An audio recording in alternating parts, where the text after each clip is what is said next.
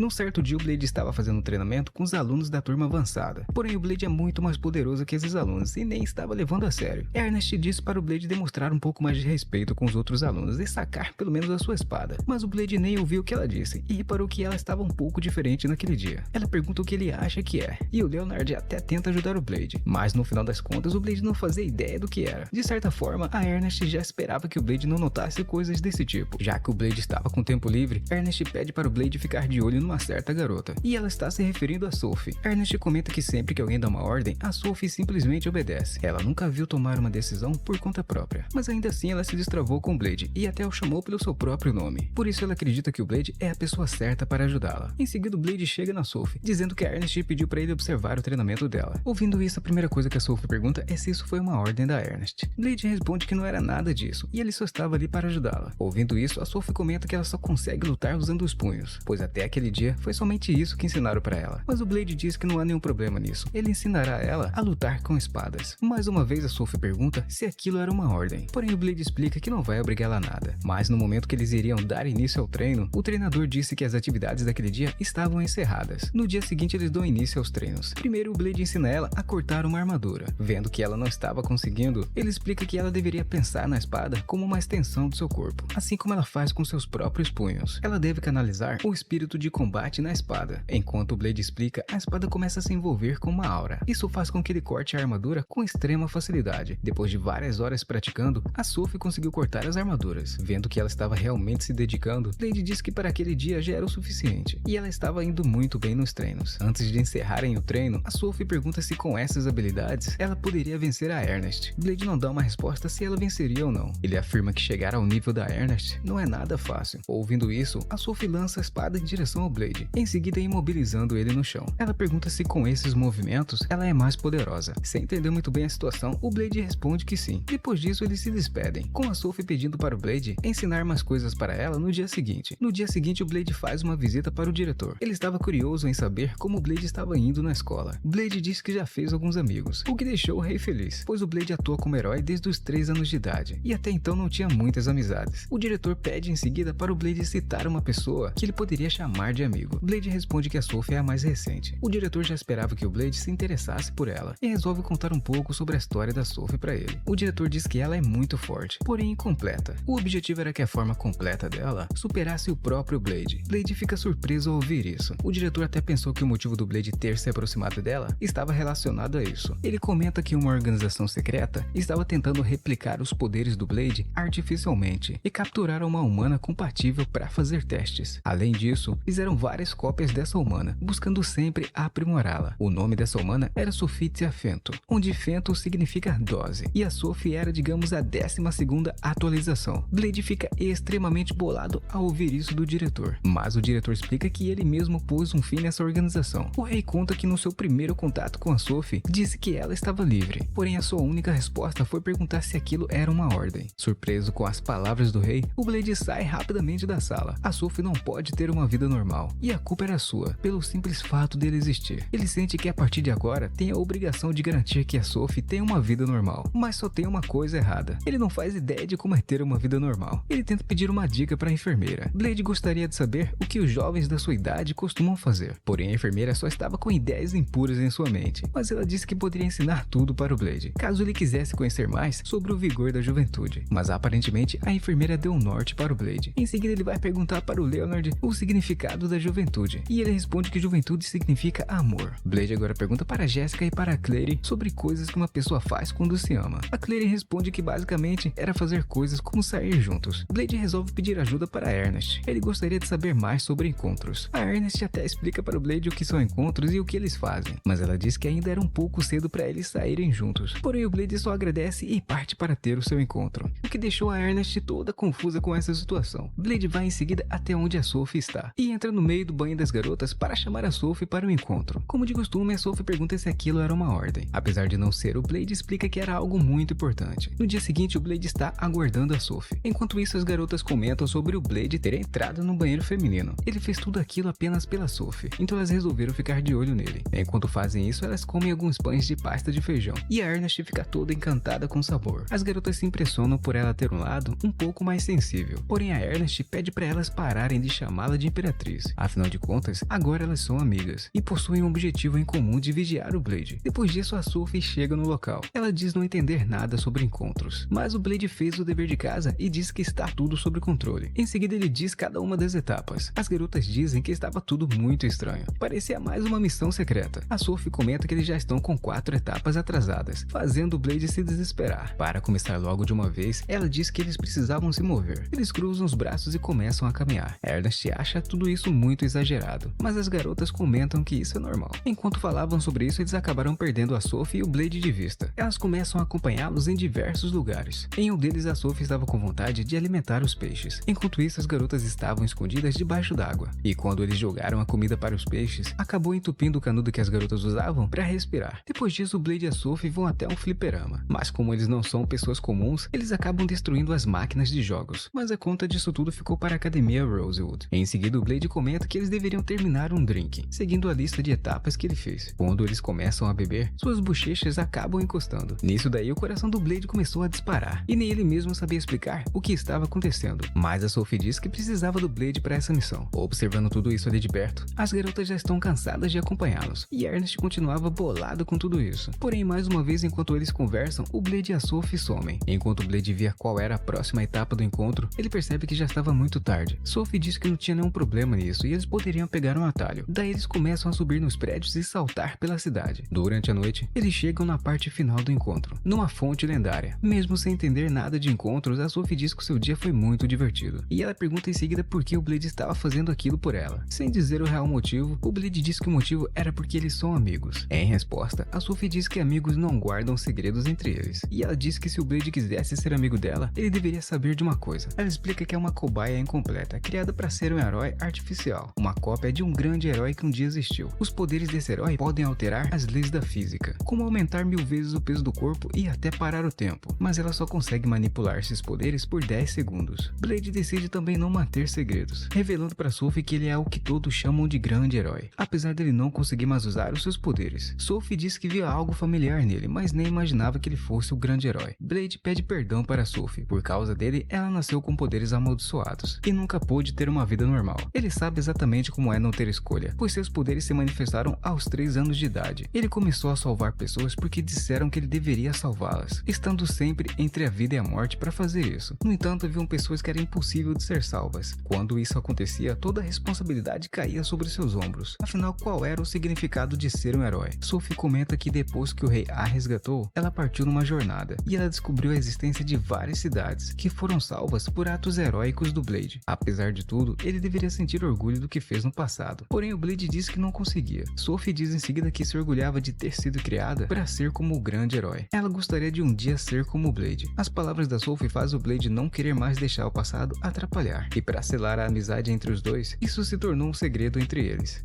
No dia seguinte, Blade está almoçando com seus amigos. Ernest diz que tem restos de comidas em sua boca. Então a Sophie, que estava ao seu lado, começa a limpar para ele. Ernest fica toda sem graça vendo isso. Afinal de contas, a Sophie e o Blade agora são muito próximos. Depois disso, chegam outros amigos do Blade, perguntando se eles poderiam se sentar. Jessica pergunta para o Blade o que ele achava da nova roupa dela, mas o Blade não entendeu muito bem o que ela queria dizer. Nisso, eles explicam que agora são da classe avançada. Dessa forma, eles podem se vestir livremente. Mas vendo a roupa da Jessica, Blade diz que ela deve estar passando frio vestida assim. Léo, no entanto, diz que estava encantado com a roupa das garotas. Mudando de assunto, a Ernest pergunta se o Blade ouviu os rumores. Parece que o rei está pensando em trazer uma fera mágica para a escola, o que deixou seus colegas assustados. Afinal de contas, eles terão que lutar contra essa fera. Mas depois de ouvir isso, o Blade estava tranquilo. Ele explica que não é muito o perfil do velhote fazer essas coisas. De repente, todo o refeitório começa a tremer. Estava parecendo um terremoto. Eles decidem ir verificar. Os guardas do castelo estão lutando contra um grande monstro. Era um tipo de dragão. Blade chega no local e tranquilamente se aproxima. Porém, quando o dragão olhou para a comida do Blade, ficou ainda mais agitado. Nisso, o Blade salta para cima dele e o derrota com apenas um soco. Todos ficam surpresos ao ver isso. Ele nem precisou usar uma espada. Mas o Blade disse que estava tudo bem e se tratava apenas de um filhote. Ele estava agitado pois estava com fome. Ainda assim, os alunos comentam sobre o que o Blade acabou de fazer. Porém, ele logo tenta dizer que isso tudo foi algo normal e ele não fez nada de especial. Enquanto se explicava, o dragão começa a mudar de forma. Ele se transforma numa pequena garotinha que pula em cima do Blade e chama chamando ele de pai e pedindo para brincar com ela. Blade pergunta para onde tinha ido aquele dragão. Ele nem percebeu que aquela grande fera agora é essa garotinha. A Ernest até tenta avisar, mas ele continua sem acreditar. Mas a Sophie confirma o que a Ernest diz. Ela viu com seus próprios olhos o dragão se transformar numa garotinha. Em seguida, a garotinha continua insistindo em chamá-lo de pai e pedindo para brincar com ela. Blade resolve cuidar da garotinha e depois disso vai dar um banho nela. Nesse momento, percebe-se que no corpo do Blade há muitas cicatrizes. Como ele fez a proeza de dar esse nome aí pra garotinha, eu vou chamá-la apenas de Lain. A Lain pergunta qual o significado do nome que o Blade deu para ela. Ele diz que esse nome é de um guerreiro muito forte e que sempre cumpria suas promessas. A Lain afirma que um dragão sempre mantém as suas promessas, mesmo que custe a sua vida. Depois disso, a Ernest aparece. Ela nem havia percebido que o Blade estava se banhando. Ernest estava pesquisando sobre o dragão. Segundo o que ela encontrou, dragões são feras mágicas que buscam poder. Quando são derrotados, suas carnes podem perecer, mas um fragmento da sua alma permanece e se forma um aglomerado de conhecimento. Assim, essa alma se encarna como outra entidade, imitando a forma do ser mais poderoso que a derrotou. Ela explica que talvez seja algum instinto evolutivo. Resumindo, quando um humano derrota um dragão, esse dragão pode assumir a forma humana, apesar de ser muito raro alguém ser poderoso o suficiente para derrotar um dragão. Depois de ouvir o Blade dizer o nome da Lain, a Ernest pergunta se foi ele quem havia dado esse nome para ela. Ouvindo isso, a própria Lain responde. Ela diz que o seu mais novo nome é muito bonito. Depois de ver que o Blade estava tomando banho com ela, a Ernest mete o pé na cara dele, achando que ele estava com pensamentos impuros. Depois ela dá o fora dali. No dia seguinte, enquanto almoçavam,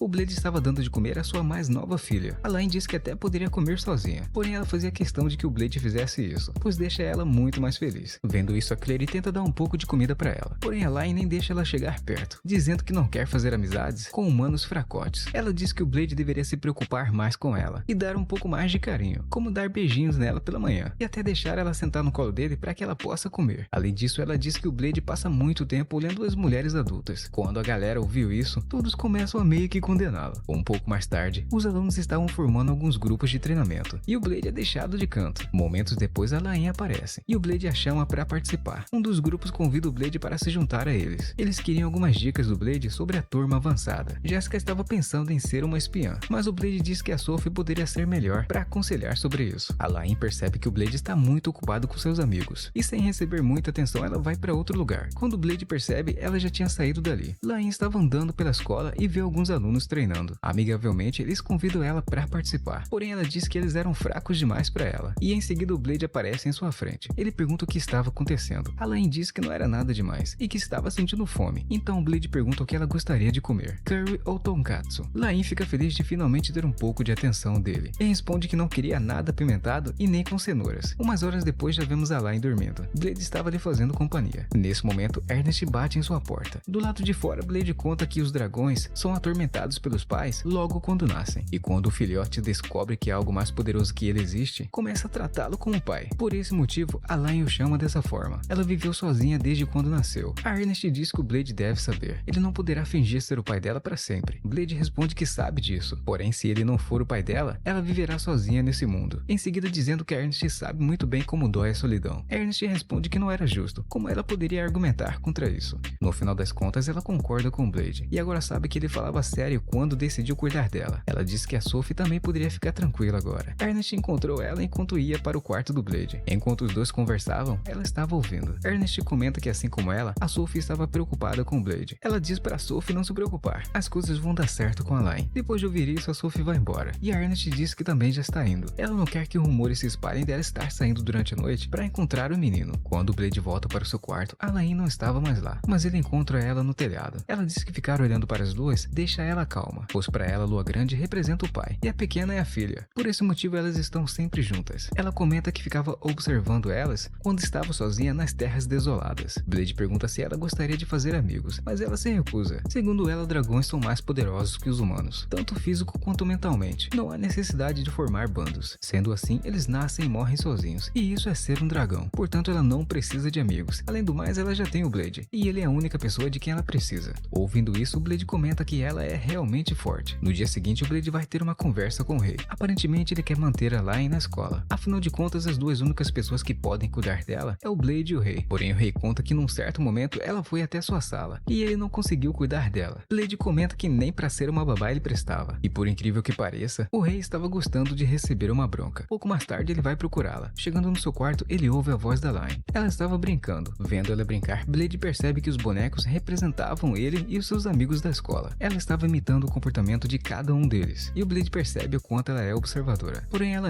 começa a citar nomes que o Blade nunca tinha ouvido falar. Eram os nomes de outros alunos da escola. Alain estava imitando ser amigo de todos eles, e na sua imitação o Blade sentiu orgulho dela por isso. Depois de presenciar isso, o Blade percebe que estava fazendo tudo errado. Ele começa a andar cabisbaixo, sem responder até mesmo a Ernest, e parando num corredor, ele começa a bater a sua cabeça na parede. Ele explica que Alain precisa de amigos, mas não seria possível por causa do instinto dela. Dragões não reconhecem ninguém mais fraco que eles, somente aqueles que os derrotam. Não adiantou nada ele ter derrotado ela. No final das contas, eles não seriam amigos de verdade. Ele diz em seguida que não poderia fazer nada. Ouvindo isso, Ernest diz que ele não poderia mesmo, não sozinho, e que por isso ele deve confiar em outras pessoas. Ela começa a dar uma bronca no Blade. Até pouco tempo atrás, ela precisou da ajuda dele, e confiou nele para isso. E o Blade estava sendo arrogante de não fazer o mesmo. Era só pedir ajuda dela e de todos que ele puder. No dia seguinte, Ernest e o Blade vão conversar com alguns alunos, e ele pede para que eles vençam Alain num duelo, para se tornarem amigos dela. Porém, eles dizem que falar é fácil, eles não são páreos para um dragão. Mas de joelhos, Blade começa a implorar para que eles atendam o seu pedido. Ernest também se ajoelha e implora a eles, deixando o Blade muito grato. Nesse momento, os alunos da turma avançada aparecem. Eles estavam ali para apoiar o Blade. Jessica comenta que eles também se preocupam com Alain. Depois disso, todos se ajoelham. Diante disso, os alunos da classe inferior não tiveram escolha. Eles decidem ajudar. Os preparativos são feitos para o duelo. Até mesmo o rei estava empolgado com isso. Sua assistente pergunta pro rei se o dragão aceitará todos caso a derrotem. O rei usa como exemplo o enxame de abelhas. Eles não são considerados covardes por atacarem todas juntas. E o dragão pensa da mesma forma. Então sim, com certeza o dragão aceitará. Sua única decepção nisso tudo é não poder ver o Blade lutar. Ouvindo as gargalhadas do rei, o Blade diz que não se importava caso Alain acerte um golpe sem querer no rei. Blade diz para Alain que, diferente de experiências que ela teve, essa será uma batalha justa. Ele pede para que ela dê o seu melhor. Depois disso, Ernest saca sua espada e encoraja todos os alunos. É isso aí, galera. Para você que chegou até aqui, não esquece de se inscrever e deixar o seu like. Muito obrigado e até a próxima.